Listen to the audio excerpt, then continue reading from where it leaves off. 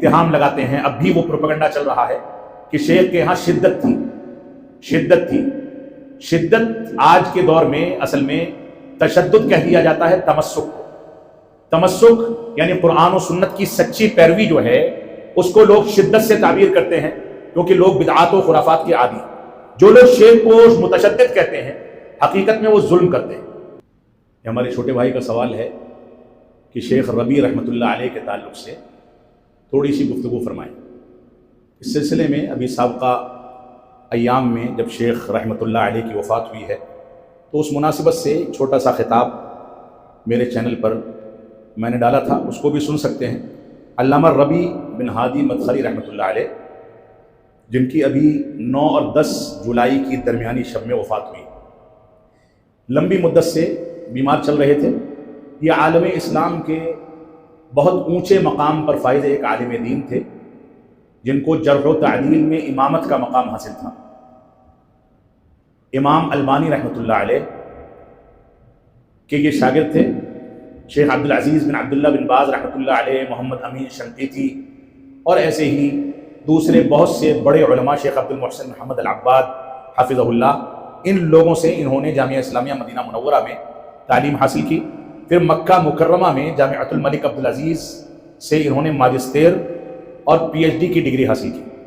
پھر جامعہ اسلامیہ مدینہ منورہ میں ایک لمبی مدت تک پروفیسر رہے اور قسم السنت النبویہ کے رئیس رہے۔ وہاں پر طلبہ کو پی ایچ ڈی اور ماجسٹیر کے رسالوں کا اشراف کرتے رہے۔ تو ان کا مقام جو ہے جرح و تعدیل کے باب میں بہت اونچا مقام ہے۔ بالخصوص عرب دنیا میں اخوان المسلمین کی قلعے کھولنے، سید قطب، مولانا مودودی، حسن البنا اور ان لوگوں کے حقائق اور ان کے غلط افکار کو دنیا کے سامنے پیش کرنے میں ان کا بہت اونچا مقام ہے۔ بڑی بڑی کتابیں انہوں نے تالیف کی، ان کتابوں کے اندر ان لوگوں کے اوپر دلائل کے ساتھ گفتگو کی، اخوان المسلمین کو ننگا کیا، منہج سلف کی ترجمانی کی۔ بعض لوگوں نے یہ کہا ہے اور اتہام لگاتے ہیں، اب بھی وہ پروپیگنڈا چل رہا ہے کہ شیخ کے ہاں شدت تھی۔ شدت آج کے دور میں اصل میں تشدد کہہ دیا جاتا ہے تمسک کو۔ تمسک یعنی قرآن و سنت کی سچی پیروی جو ہے اس کو لوگ شدت سے تعبیر کرتے ہیں، کیونکہ لوگ بدعات و خرافات کے عادی ہیں۔ جو لوگ شیخ کو متشدد کہتے ہیں حقیقت میں وہ ظلم کرتے ہیں۔ شیخ کا ایک مقام تھا، بشر تھے، غلطیاں ہو سکتی ہیں، انسان تھے، غلطیاں کر سکتے ہیں، لیکن عمومی لحاظ سے ان کا منہج، ان کا طریقہ، ان کی زندگی، ان کے کارنامے، بالخصوص ان کی علمی زندگی بہت اونچے مقام پر فائز ہے۔ شیخ عبدالعزیز بن عبداللہ بن باز رحمۃ اللہ علیہ نے ان کی تعریف کی ہے۔ امام البانی رحمۃ اللہ علیہ نے جرح و تعدیل میں ان کو امامت کے مقام پر فائز کیا ہے۔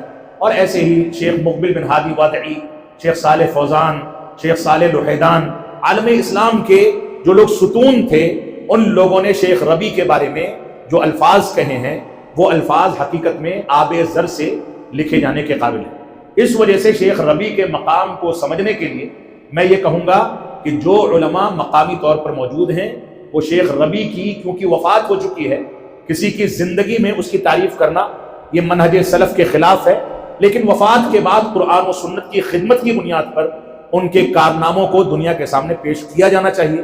لہذا علماء ان کی زندگی کا مطالعہ کریں اور مطالعہ کر کے نوجوانوں کو ان کے کارناموں سے واقف کرائیں۔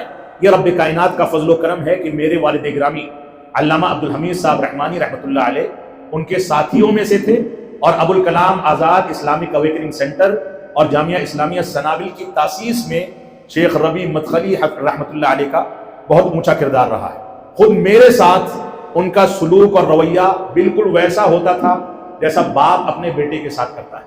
کسی سے نہیں ملتے تھے، بیماری کی وجہ سے ڈاکٹر نے روک دیا تھا، لیکن اگر بچوں کے ذریعے اطلاع ملی کہ میں آیا ہوں تو اپنے بستر کے بغل میں کرسی لگوا کر کے بیٹھاتے تھے۔ ہندوستان کے ایک ایک شخص کے بارے میں نام لے لے کر کے تفصیل کے ساتھ گفتگو کرتے تھے، ساری چیزوں کا علم ان کو ہوتا تھا۔ اس وجہ سے ہم ان کے لیے دعا کرتے ہیں کہ رب کائنات ان کی خدمات کو قبول فرمائے، ان کے مقام کو مزید بلند فرمائے اور ان کو جنت میں اعلیٰ مقام سے نوازے۔ رحمت اللہ علیہ رحمتاً واسعۃ۔